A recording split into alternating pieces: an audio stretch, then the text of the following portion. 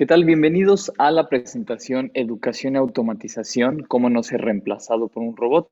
Mi nombre es Enrique Siqueiros. Yo formo parte de un grupo de investigación de la Universidad Panamericana Campus Ciudad de México en México. Y quiero compartirles el día de hoy una serie de reflexiones que hemos tenido en torno a un grupo transdisciplinario. ¿A qué me refiero con esto? Un grupo de reflexiones donde nos hemos sentado filósofos que estudian epistemología, que estudian ética, que estudian lógica, pero también ingenieros que están desarrollando inteligencia artificial, desarrollando machine learning, ciencia de datos, y por supuesto abogados que están legislando o que están presentando iniciativas para legislar la inteligencia artificial. Entonces, esto, digamos, es una reflexión en torno a esto a partir del problema de la educación. Queremos nosotros ver cómo educar a las nuevas generaciones para que puedan enfrentarse al gran problema que tenemos enfrente. A lo largo de la presentación, pues voy a ir puntualizando y después, si tienen dudas, pueden mandarme por el correo o aquí a alguno de las organizaciones a las que represento. Bueno, quiero empezar un poco con mi especialidad, que es la ética de la inteligencia artificial, para hablar que la ética no es solamente una serie de normas que conducen la acción de manera posible, ¿no? No son solo axiomas, no son solo razones, porque esto se ha visto así y luego se malinterpreta y pensamos que la ética solamente limita la innovación, limita la tecnología. Yo les propongo que veamos la ética mejor con una tradición, que es una tradición de disposiciones actitudinales, es una tradición de disposiciones afectivas que nos va a permitir entender la ética de una manera más amplia. Vamos a entender la ética como, si bien las limitaciones de la tecnología para el mejoramiento del ser humano, pero también los alcances que puede tener esa tecnología. Eso vamos a ver en el punto número 1. En el punto número 2, vamos a ver el diagnóstico que presentaremos, que propondremos, y una terapia para enfrentar esta automatización exacerbada, esta automatización ilimitada que de repente puede traernos más problemas del bien que nos está haciendo. Y al final propondremos un ecosistema humanista. ¿De qué manera interrelacionamos todas las partes, los factores que están en la inteligencia artificial y en la educación para poder tener un ambiente que sea más amigable, más humano para sobre todo los grupos vulnerables? Eso es lo que vamos a hacer el día de hoy. Empiezo entonces con la disposición. La ética la vamos a entender, como dije, de la tradición del moralismo escocés. Y por eso presento ante ustedes al fundador, al padre de la economía moderna, Adam Smith, porque si bien recordamos a este señor como el padre del capitalismo y del interés propio y de la competencia, en realidad él tuvo una obra todavía más relevante que esa, que fue la obra de los sentimientos morales. En esta obra, y por eso la traigo a su consideración, en esta obra él presenta que la empatía, le llamaba sympathy, pero la traducimos como empatía, es el fundamento de una sociedad civilizada, antes o en paralelo al interés propio. ¿Por qué les pongo esto? Porque antes de ver la ética como normas frías, vamos a verlo como una disposición afectiva frente a la realidad. ¿Y para qué me interesa poner este tipo de ética? Pues porque nos va a permitir el diálogo para la construcción de una educación integral, el diálogo interpersonal, científico y político. Lo que quiero yo es que cuando termine esta charla, cuando terminemos de dialogar, es que podamos tener mayor facilidad de dialogar entre distintas disciplinas, entender por qué el ingeniero va tan rápido en la innovación, por qué el filósofo sospecha tanto de los desarrollos tecnológicos, por qué el abogado tiene ese afán de legislar. Bueno, una vez que nosotros tengamos una mejor actitud disposicional, vamos a ver que esto no nos va a permitir. En su obra, ¿qué es la filosofía de la tecnología? Carl Meacham, que es uno de los grandes filósofos de la tecnología, él nos explica que hay dos visiones para enfrentar los avances técnicos, la visión ingenieril y la visión filosófica o humanista. Y si nosotros entendemos esas dos visiones, vamos a entender los motores, las motivaciones, los incentivos por los que se hace tecnología y por los que se trata de resistir a los avances tecnológicos. La visión ingenieril es la visión emprendedora, es la pasión por avanzar, es la pasión por crear y por resolver, por ampliar las capacidades humanas. Es, dicho rápido, el entusiasmo tecnológico. Por otro lado, la visión filosófica o la visión humanista es el gusto por detenerse, es el gusto por observar y plantear problemas. Quizá la autonomía, y es lo que nos preocupa a nosotros, que la tecnología nos puede quitar autonomía y generar dependencia. Y ese es uno de los grandes problemas que, bueno, entonces el filósofo tiene una sospecha por el progreso. Vamos a ver quién tiene razón y por qué, si es avanzar en la tecnología y la innovación o detenernos y resistir, como piensa la filosofía. Para empezar, vamos a tratar de meternos en la cabeza del ingeniero. ¿Qué piensa el ingeniero? Ojo, no estoy poniendo a este simio como un ingeniero, pero ¿qué piensa el ingeniero y por qué tiene tanto entusiasmo tecnológico? En esta obra, que es la obra de Stanley Kubrick, Odisea 2001, se plantea y se muestra, se representa la primera revolución tecnológica. Y fue cuando vino la evolución del Homo habilis. El Homo habilis fue ese momento donde el simio se dio cuenta que podía utilizar las herramientas por primera vez. Es decir, con un hueso, ya sea conseguir comida, protegerse contra los enemigos. Esta gran evolución empezó a mostrar las revoluciones tecnológicas, que yo puedo usar la naturaleza para utilizarla como herramienta.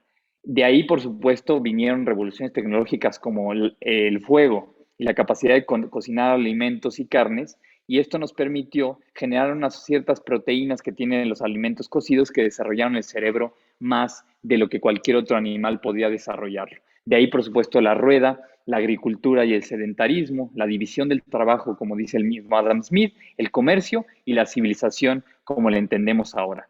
Después de esa civilización, como la entendemos, pues vinieron otras revoluciones tecnológicas como la máquina de vapor, el motor de combustión interna y, por supuesto, la línea de producción que ya trajo el mundo estandarizado como lo conocemos. Entonces, esa revolución industrial, ese fue ese cambio, ese shift, ese punto de inflexión que trajo un entusiasmo tecnológico, porque en solo 200 años las máquinas nos rebasaron en el trabajo muscular. Yo ya no necesitaba poner la fuerza de mis brazos y de mis piernas o de mi buey al servicio de una acción, sino ya tenía las máquinas que podían realizar ese trabajo. ¿Y por qué hubo una revolución tan grande que entusiasmó hoy a los ingenieros y dicen, la tecnología va a poder acabar con el hambre, va a poder acabar con la enfermedad, va a poder acabar con todo? Porque de hecho, en esta carrera evolutiva en la que el ser humano, siendo un animal tan pequeño como somos tú y yo, tan frágil, tan débil, tan lampiño, ¿cómo fue posible que pudiéramos pasar de ser unos cuantos ejemplares en la especie humana a ser, a partir del siglo XVIII, una curva y empezar a crecer exponencialmente hasta ser en el siglo XXI 7.700 millones de seres humanos? Esa es la pregunta que nos hacemos. ¿Cómo de ser tan poca cosa los seres humanos en cuestiones de ventajas evolutivas pudimos dominar hoy la Tierra? Y la respuesta es simple pero compleja. Por nuestra capacidad racional, nuestra generación de tecnología, que en el siglo XVIII, aquí ven el punto de inflexión en la gráfica, en el siglo XVIII se da la primera revolución industrial, se da la medicina moderna, los índices de mortalidad bajan, los índices de natalidad suben. Hoy tenemos, por ejemplo, simplemente las estadísticas gracias a que las cesáreas limitan el número de muertes en el parto. Todo eso, gracias a la revolución industrial, trajo el mundo como lo conocemos el día de hoy. Gracias. Y, y entonces, este es el entusiasmo que tienen los ingenieros y hay que entenderlo. O sea, gracias a la tecnología, no solo sobrevivimos a la carrera evolutiva, sino que ganamos en buena parte y hoy vencimos en la carrera evolutiva. Vamos a ver, eh, digo, esto no lo vamos a ver ahorita, pero es no solamente para entender que el desarrollo tecnológico nos dio la capacidad de sobrevivir y de dominar como especie, sino que también el nivel de vida y el nivel de bienestar de la mayor parte de los seres humanos también se mejoró absolutamente gracias a la revolución tecnológica.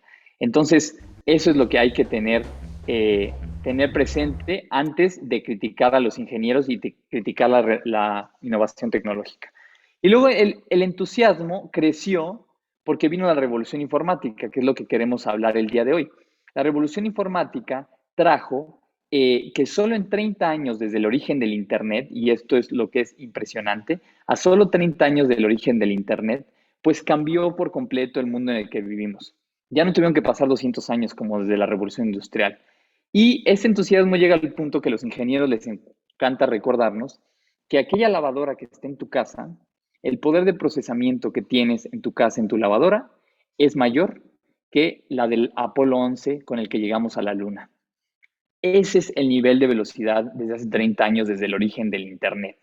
Tenemos una mucho mayor capacidad y ni siquiera hay una capacidad inimaginable. Eh, y ahí es cuando no solamente ya nos rebasó la tecnología en términos musculares, sino que nos rebasó en términos cognitivos, en términos intelectuales. La inteligencia artificial en sus diversas formas, desde el machine learning, desde la ciencia de datos, desde el deep learning, todo eso ya nos rebasó cognitivamente a los seres humanos. Bueno, esta es la confianza en el progreso lineal que tienen los ingenieros. Los ingenieros confían, y un caso fundamental es la generación tan rápida de vacunas en esta pandemia. Nunca había ocurrido que se generara tanto y tan rápido unas vacunas por el acuerdo y la cooperación de gobiernos y de iniciativa privada y por supuesto, y de científicos. Entonces, ese es el entusiasmo que tenemos que entender a al ingeniero para no pelearnos de a gratis. Ahora, tratemos de entender a los filósofos, a los humanistas. A la hora de que nosotros los humanistas vemos ese afán del ingeniero de innovar, de ir para adelante, pues uno se pregunta, ingeniero, ¿a dónde vamos y cuál es la prisa? Porque lo primero que me preocupa a mí, nos preocupa a los humanistas, es que hay una destrucción creativa a la hora de innovar.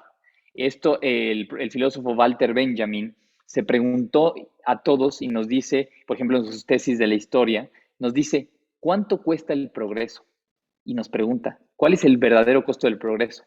Y empieza a decirnos, ¿cuánta esclavitud costó construir las civilizaciones? ¿Cuántas vidas humanas para que hubiera conquistas y expansiones? Él nos dice, el viento del progreso, este que nos trae muchos beneficios, ese viento del progreso pasa por encima de los pequeños, pasa por encima de la gente vulnerable, de los grupos disminuidos.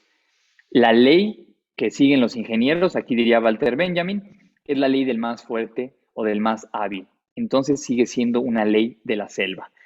El segundo momento es la dependencia tecnológica. Desde la escritura, Platón se ponía nervioso porque se daba cuenta que íbamos a perder la memoria en el hecho de que pudiéramos escribir los poemas de Homero. ¿Y cuál es el problema? Que de hecho lo perdimos. Y el día de hoy, ¿quién de nosotros se acuerda más de 5 teléfonos si ya los tengo guardados en mi celular? Entonces nos volvemos más dependientes de la tecnología y por eso sospechamos de ella. También a la hora de tomas de decisiones que vamos a ver más adelante, parece que la tecnología, en lugar de darnos más libertad, nos vuelve más dependiente de ellos.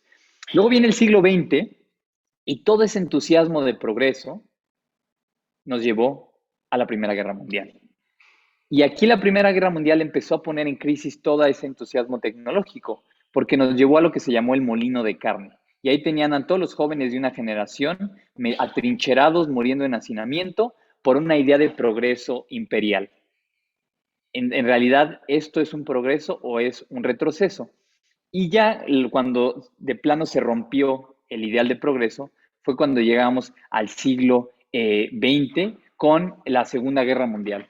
La Segunda Guerra Mundial, y esto es algo que siempre se ha sabido, la Segunda Guerra Mundial trajo un punto de inflexión en el que dejamos de creer en la tecnología y en la razón humana como que iba a resolver todos los problemas. Después de creer que la razón humana era un dios, que así nos pasó con la modernidad, pues nos trajo a Hiroshima, a Nagasaki y a los campos de concentración, entre otras barbaridades en la Segunda Guerra Mundial. Entonces, que la razón y la tecnología te haya prometido el mundo perfecto y después haya sofisticado la crueldad para poder asesinar a gran escala en los campos de concentración, ahí es cuando empezó un nuevo mundo y nosotros nos dijimos, ¿por qué vamos tan rápido? Si hemos visto que la tecnología nos ha llegado a deshumanizar al grado de sofisticar la crueldad. La crueldad siempre ha sido horrible en la historia de la humanidad, pero nunca había sido tan sofisticada, tan limpia como en los campos de concentración. Y terminamos con la capacidad, por supuesto, de autodestruirnos gracias a las bombas atómicas y a la energía nuclear. Entonces, la gran pregunta a los ingenieros es, toda esa innovación y esa velocidad, ¿a dónde nos llevó? A la capacidad de autodestruirnos y a la sofisticación de la crueldad.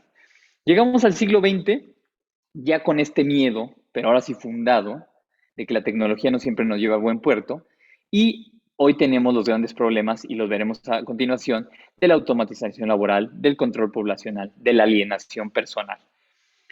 El siglo XXI lo han dicho, y esto ya es de uso común, lo han dicho que es el siglo VICA. ¿Por qué es el siglo VICA?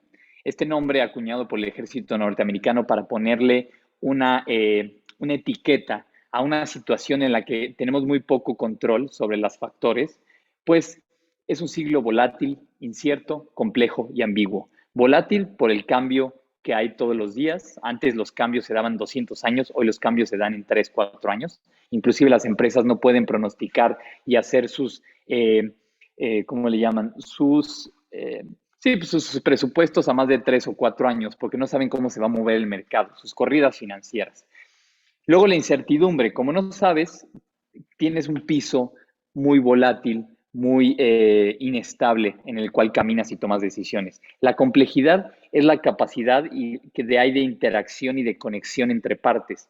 Antes, hace 20 años, hablábamos de la globalización, pero nada tiene que ver cuando yo en este momento puedo pedir en Amazon Prime una cafetera de China y me llega en 2 días. Eso es complejidad, eso sí es globalización. Porque en el momento en el que China, en los años 70, entró a la economía mundial, pues imagínense hoy 1.500 millones de seres humanos que son los chinos, 1.400, si se mueven ellos, nos sacudimos todos. Y la ambigüedad, esa borrosidad de ver la realidad, porque ya no tenemos claro nada. No tenemos claro nada a nivel político. Ya a quién volteamos en nivel político para decir, quiero copiarle ¿a quién le copiamos? ¿A Estados Unidos después de las elecciones de 2016? ¿Le copiamos a la Unión Europea después de que vimos el Brexit? ¿Le copiamos a Canadá cuando hemos visto que su política interna es muy amigable, pero su política económica externa, por ejemplo, las mineras en México? ¿A quién le copiamos? ¿Quién es nuestro estándar político? ¿A quién le copiamos en económico? Si hemos visto que cada país se rige de manera distinta, algunos son más benefactores, algunos son más liberales y menos benefactores, ¿a quién le copiamos? ¿A quién le copiamos en lo moral? ¿Quién es el estándar de lo moral y lo espiritual? Si los mismos líderes religiosos y morales hoy se están cuestionando a sí mismos sus propios principios. Esa es la ambigüedad. Bueno, la revolución informática, y es el tema que les quiero platicar el día de hoy, que tiene que ver con el problema educativo, cómo vamos a educar a nuestros jóvenes, a nuestros universitarios, a nuestros niños en este entorno volátil, el entorno VICA, pues es la única certeza que hay es la velocidad tecnológica. Esa no va a parar, al menos que vengan los neoluditas, que los luditas eran estas personas que rompían máquinas en la revolución industrial, a menos que venga una revolución así que por supuesto no queremos, porque cualquier revolución se pone violenta. Lo que sí vamos a ver es que la única certeza es la velocidad tecnológica. Y nos trae 4 problemas que sintetizamos de esta manera. Número 1, el problema de la toma de decisiones. Número 2, la automatización laboral. Número 3, desigualdad tecnológica. Y 4, control y alienación poblacional. En esto nos rebasó y en esto nos rebasará. Esta imagen es ya muy conocida, muy usada y muy malgastada, pero es tan clara que siempre la dejo en las presentaciones. El primer problema es la toma de decisiones. Nosotros estamos delegando a las máquinas, a la inteligencia artificial, el tomar una decisión por mí. Y esto trae problemas. El más conocido son los coches autónomos, aunque en realidad de aquí a que hay una ciudad donde operen coches autónomos, esto todavía está muy lejos. Así que ni nos preocupemos ahorita. El problema de los algoritmos crediticios, ese es otro problema, porque cuando tú vas a pedir un crédito para cambiar tu vida, para poner un negocio, pues cuando ya no es una persona la que te registra, sino es un algoritmo, esto te ha traído problemas, por ejemplo, en Estados Unidos, donde llega una persona, pongámosle el nombre Jamal, llega Jamal a pedir un crédito y el algoritmo lo que hace no es ver a Jamal como persona concreta, sino ver estadísticamente que las personas de origen afroamericano, como el nombre Jamal, no pagan los créditos. Entonces, porque son morosos, entonces no le dan un crédito. Lo estoy caricaturizando, pero es el punto. ¿Y por qué lo hace así? Porque históricamente la población afroamericana ha sido disminuida ha sido marginada en Estados Unidos por lo que todos ya sabemos desde la guerra civil, desde las colonias y la esclavitud. Entonces, el algoritmo te discrimina por una cuestión estadística. Y ese es el tipo de problemas que vamos a ver que se van a presentar en muchísimos ámbitos donde hay una automatización en la toma de decisiones. En el caso de la contratación de personal es lo mismo. Si tú ya te metes a Instagram, a LinkedIn y quieres meterte a una vacante, el primer filtro que va a haber es un filtro algorítmico y que va a buscar ciertas características y que va a desechar y a discriminar cosas. Entonces, ahí en esa discriminación, ¿qué cosas va a discriminar? Género, va a discriminar nivel socioeconómico, va a discriminar origen, nacionalidad. Bueno, esos son algunos de los problemas a los que nos tenemos que enfrentar. Luego, la revolución informática trae la automatización laboral. De esto ya hablarán algunos ingenieros. Yo no me voy a meter mucho. Simplemente está este artículo que ya tiene varios años de Oxford que nos recuerda que buena parte de los empleos tienen alto riesgo de ser automatizados. ¿Cuáles empleos? Pues aquí pongo algunos porque me gusta mucho molestar a los abogados. Primero están, por supuesto, los empleos más mecánicos. Si es un empleo mecánico, luego entonces se va a automatizar, punto. El personal jurídico es bien interesante porque no sé si vieron esta serie de Suits en Netflix. Si no, véanla, es una joya, al menos la primera temporada, ya luego se vuelve telenovela mexicana. Y aquí dice que el 30% de los empleos, 39, será reemplazado por inteligencia artificial. En este caso, por ejemplo, Watson de IBM. ¿Cómo es posible que algo tan complejo vaya a ser automatizado? Piensa en esto. Tú tienes a tu ejército de abogados, de pasantes, leyendo códigos y códigos para sacar resoluciones. Cuando tú tienes ya un robot como Watson y un sistema penal como el mexicano, por ejemplo, que es un sistema constitucional, es decir, es el sistema de la tradición romana germánica, donde tienes un montón de leyes y entonces aplicas una ley a cada caso. Y no es como el derecho anglosajón, que es, tienes pocas leyes y mucha jurisprudencia, mucha aplicación universal a un caso particular. No, aquí tienes un montón de leyes. Entonces, tienes a Watson, Watson te registra todas las leyes, luego te registra todos los tipos de crimen, de criminales que pueden ser y todas las penas o sentencias que puede haber. Por supuesto, con sus atenuantes o sus agravantes. Después cruza esa información y te saca la resolución y ya no necesitas el ejército de abogados leyendo códigos. Solamente necesitas al guapo de en medio, que es Harvey Specter, que ese se dedica a hacer jurisprudencia y negociación. Y eso sí, no lo puede hacer una máquina. Bueno, y los médicos, ¿no? Un amigo, por ejemplo, está desarrollando, un amigo que es físico y es filósofo, desarrolló con sus amigos algo que ya es muy común, que es una base de datos de lunares. Pues esa base de datos de lunares tiene millones de lunares con diferentes formas, diferentes colores, diferentes tamaños. Entonces tú solamente te tomas una foto en tu lunar y te da un diagnóstico muy aproximado de si tu lunar es maligno o es benigno. Entonces ya te ahorraste ahí 1,000 pesos mexicanos para ir al doctor, porque tú ya tienes un diagnóstico bastante cercano de si tienes o no un lunar maligno o benigno, entre otras cosas, ¿no? La cosa aquí, y siempre le digo a los universitarios, es tranquilos, no se espanten. El trabajo no se crea ni se destruye como la primera ley de la termodinámica, solo se transforma. ¿Por qué esto es importante? Porque no es que vaya a faltar trabajo, simplemente van a haber distintos tipos de trabajo. Aquí hago eco de la segunda ley de la tecnología de Krasenberg, el historiador de Georgia Tech, que dice, la innovación es la madre de la tecnología. Si se dan cuenta, le da la vuelta. Platón decía que la necesidad es la madre de la innovación y aquí Krasenberg dice que la innovación es la madre de la necesidad, porque en la medida en que hay ese nuevo iPhone, mucha gente lo va a necesitar como desear. Bueno, y en la revolución informática trae otro problema, que es la desigualdad tecnológica. Si bien los niveles de desigualdad son en el siglo XXI brutales, nunca, ni siquiera Karl Marx, cuando veía las fábricas trabajando, las primeras fábricas, no se imaginaba el nivel de desigualdad que iba a haber entre los que poseen los medios de producción o los medios tecnológicos y los que no los poseemos.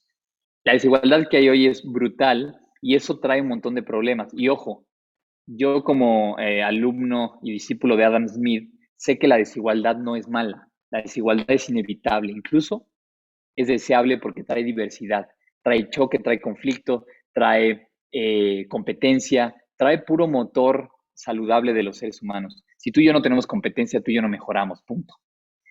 Pero la desigualdad exacerbada, la desigualdad absoluta, la desigualdad desproporcionada es la problemática. Y esta es una desigualdad desproporcionada que trae la tecnología. Nos da la incapacidad de competir.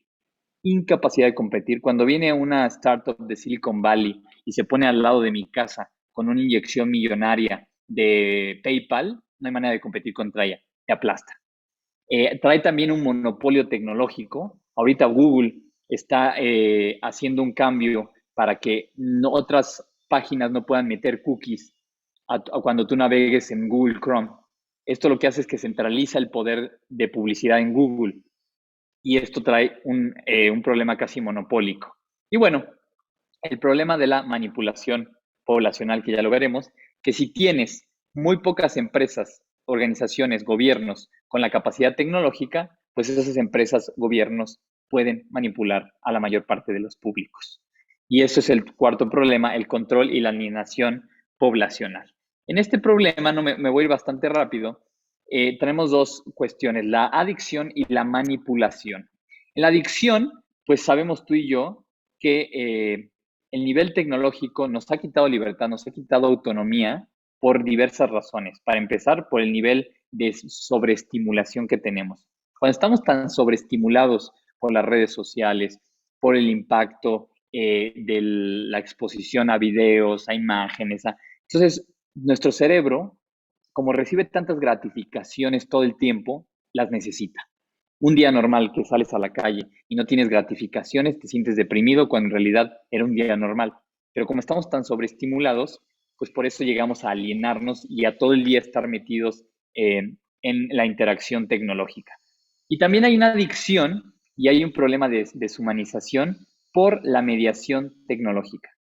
Hoy estamos mediados todo el tiempo por la tecnología. Nuestro acceso a la realidad ya no es tan de primera mano. Y esto les pongo un ejemplo, perdón que ponga un ejemplo tan burdo, pero mi generación empezó ya a tener todas sus relaciones íntimas, empezando por una app, por una tecnología y terminados por una tecnología. Y entonces, por supuesto, te pierdes de toda la gama narrativa de lo que implica conocer a alguien en un lugar y hablarle y interactuar y regarla y que te baten, como dicen en México, y terminar una relación. Terminar una relación es una experiencia durísima, pero te forma el carácter, te forma humanamente. Hoy, ¿qué haces? Le mandas un WhatsApp y terminó eso. Entonces, hay este tipo de adicciones que deshumanizan. Y en el otro punto está el control poblacional, la manipulación.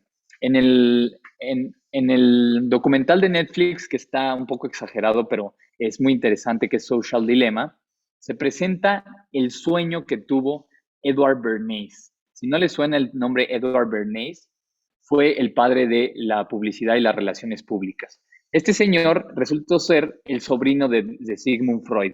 Pues imagínense alguien que tiene el conocimiento del subconsciente de Sigmund Freud y que lo aplica a la mercadotecnia, ese era Edward Bernays.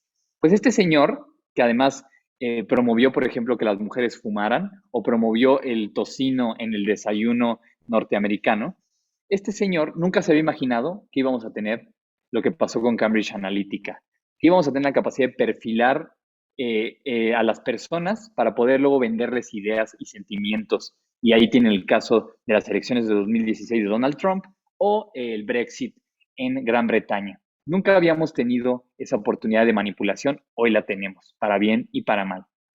Y hoy hay legislaciones que intentan detenerla, intentan. Una de ellas, por ejemplo, es lo que hace Apple. Yo trabajo en mercadotecnia, yo soy un vendedor también.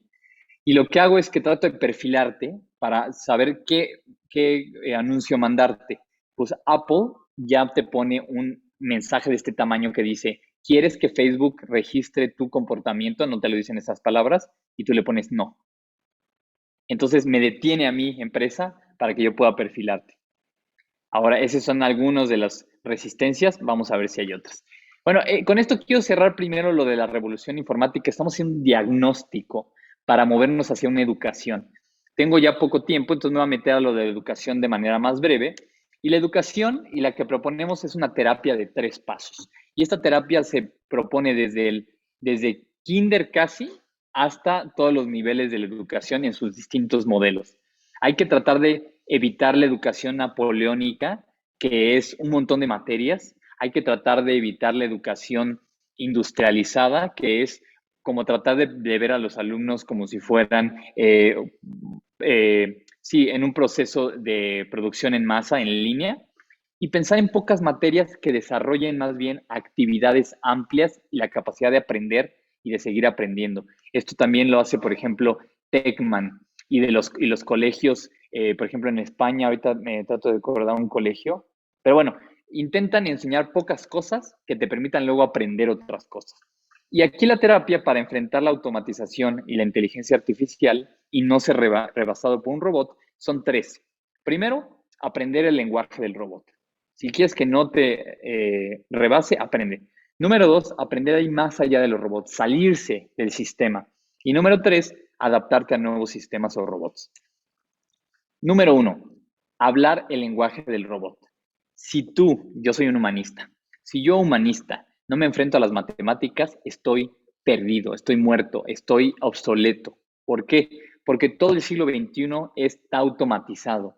Entonces, los humanistas como yo necesitamos meternos. La ventaja de la filosofía es que te enseñan mucha lógica, entonces te enseñan este lenguaje computacional, el lenguaje del robot, porque al final las computadoras funcionan con lenguaje de programación unos y ceros, que eso es lógica 1.1, pero tenemos que hacer ese esfuerzo de enseñarle a desde niños, la lógica más fundamental. Y por supuesto, el desarrollo de las matemáticas. Este señor que ven ahí, Aristóteles de Estagira, este señor fue el que sistematizó la lógica y puso los fundamentos para el lenguaje de programación, los unos y los ceros. Pues hay que enseñar esta lógica y estas matemáticas porque además es una gimnasia mental, te hace fuerte, te pone muy ágil de mente. El segundo, entonces, la primera terapia es formación en pensamiento computacional. La segunda terapia es ir más allá del robot. Si solamente te quedas como un robot, como los ingenieros en sistemas, pues hay un problema. Este señor que ven ante ustedes es Adolf Eichmann. Adolf Eichmann era un buen alemán que se levantaba todos los días a una buena hora, acompañaba a su familia, estaba casado con su esposa, era leal, llegaba a trabajar temprano, checaba su tarjeta y era un alemán promedio, es decir, un buen ciudadano. El problema con este hombre es que todos los días repetía su trabajo sin preguntarse qué estaba haciendo. Llegaba a su oficina, se sentaba, checaba tarjeta y firmaba logística de trenes y logística de transportes. Pues así lo hizo y lo hizo una y otra vez hasta que el problema es que ese trabajo que hacía sin pensarlo era firmar la logística de trenes que llevaban a los judíos a los campos de concentración. Por no pensar, por no tener pensamiento crítico, por no preguntarse qué es lo que estaba haciendo en una big picture, en una gran escala, resultó estar involucrado en uno de los genocidios más grandes y atroces de la historia. Esa es la falta de pensamiento crítico que tenemos que combatir para no quedarnos dentro del robot sin poder ver hacia afuera. Es el pensamiento crítico. Y la tercera es adaptarse a nuevos robots. Ya hablas el lenguaje del robot, ya te sales del robot para que el robot no te aliene y luego tienes que adaptarte a mejores robots, mejores sistemas. Oye, Enrique, pero si no quiero sistemas, perdón, los sistemas son inevitables. Sistema es cualquier cosa que tiene pasos y que se repite. Y aquí es donde entra la formación de la inteligencia emocional. Para poder adaptarse a nuevos robots, para poder salir de la zona de confort, uno necesita inteligencia emocional. Y aquí les recomiendo el 1.1 es la educación estética y artística. Ahorita no les pongo el ejemplo porque no nos va a dar tiempo, pero si cualquiera de ustedes hace música, sabe lo que implica poner la afectividad al ritmo del metrónomo. ¿Eso qué implica? Que tu afectividad, ya sea acelerada, ya sea lenta, la tienes que someter al imperio tiránico de un metrónomo. Entonces, hagan este ejercicio, búsquenlo, se llama un árbol de ritmos, y metan primero en la primera ronda un golpe en 4 tiempos, luego 2 golpes en 4 tiempos, luego 4, luego 8. Y vean si son con el metrónomo de Google, vean si son de los que se adelantan o de los que se atrasan. Esa es una terapia para poder a que nuestras emociones vayan a un ritmo, porque ese ritmo va a ser los ritmos sociales, los ritmos tecnológicos, los ritmos culturales o políticos. Si no podemos adaptarnos, somos torpes emocionalmente, somos tontos para decirlo rápido y necesitamos poder adaptarnos. Y por también adaptarnos en sentido armónico. Si yo no me puedo adaptar con otra persona en su estado anímico, si la persona está triste y yo no siento tristeza, si la persona está alegre y yo no siento alegría, entonces yo tengo una incapacidad emocional que necesito poder desarrollar. ¿Cómo se desarrolla? Con mucha educación estética, artística, musical. Estas son de las materias que en educación tratamos de poner, no 20 materias de geografía, no 20 materias de historia, sino pocas que me permitan luego aprender nuevas cosas. Entonces, esto es lo que proponemos, son tres terapias. Entrar al sistema, poder salir del sistema y adaptarse a nuevos sistemas. Es la terapia democrática. Bueno, y ya para cerrar esto, porque ya me pasé un poco de tiempo, es la terapia ecosistémica y esta es la propuesta que les tenemos. Hay que hacer un ecosistema de la inteligencia artificial, pero con base en la ética. Y para eso necesitamos principios, criterios, contextos, medios, responsabilidades, finalidad y problemas. Los principios y los que nos fundamenta es la antropología del animal racional. Necesitamos recordar que somos, primero que nada, animales. No somos robots, no somos racionales, somos animales. Pero después de eso, somos agentes con una dignidad individual. Entonces tenemos una dignidad individual y eso es lo que sustenta lo que somos las personas. Entonces, hay unos criterios aquí, ya no se los explico con calma, pero son los criterios que nos permiten tomar decisiones éticas, ya sea deontológicos, sustentados en la dignidad individual, utilitaristas, que ponderen el mayor bien para la mayor cantidad de personas, y la ética de la virtud, que formen a los ciudadanos espontáneamente, como dije anteriormente. Y vamos a ir finalizando con los contextos y es saber que la ética aplica distinto en distintos ámbitos. Los medios, que son las reformas educativas, las evaluaciones éticas, las legislaciones de abogados y la cultura empresarial. Los empresarios también tienen este papel ético.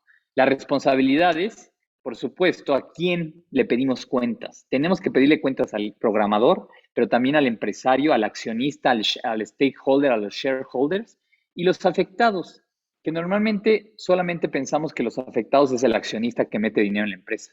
El afectado también es la gente que vive alrededor de tu empresa y está contaminando su río por tu tira de desechos. Entonces hay que ver este ecosistema no solamente lineal, sino reticular, en red. Por último, la finalidad. ¿Qué buscamos? El respeto a los derechos humanos, generar valor social y minimizar errores y costos.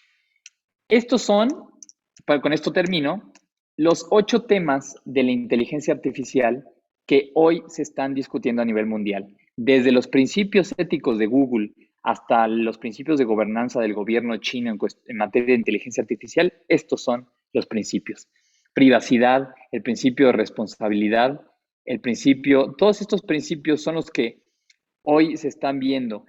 Cómo se recaba información, cómo se rinde cuentas, cómo se da seguridad y protección contra amenaza de mi integridad física, cómo hay transparencia y explicabilidad para que yo pueda entender cómo un algoritmo llegó a esas conclusiones, cómo hay justicia y no discriminación, y esto ya lo explicamos, control humano de la inteligencia artificial contra las armas autónomas, por ejemplo, responsabilidad profesional y promoción de valores humanos. Este es el artículo de Harvard, Principle Artificial Intelligence, se lo recomiendo mucho porque ahí sintetiza todo el esfuerzo del siglo XXI por legislar de manera ética la inteligencia artificial. Bueno, yo les agradezco este tiempo, espero no haberme pasado mucho. Les agradezco, creo que la educación se funda en pocos principios que te permitan entender más y adaptarte a este entorno que va a ser muy automatizado, pero que necesita que tú también entiendas la automatización con la inteligencia lógico-matemática, que puedas tener pensamiento crítico para que no te tragues todo y puedas ver a gran escala si tu trabajo está mejorando la humanidad, y la inteligencia emocional para adaptarte siempre a nuevos contextos. Les agradezco mucho. termino de compartir y agradezco mucho a Luz León y agradezco a la organización Mayeutas que me haya invitado. Yo soy Enrique Siqueiros y formo parte de los investigadores de del programa de investigación sobre lógica, epistemología y ética de la inteligencia artificial en la UP y en mi parte soy consultor de retórica en Retor Consultores. Muchas gracias.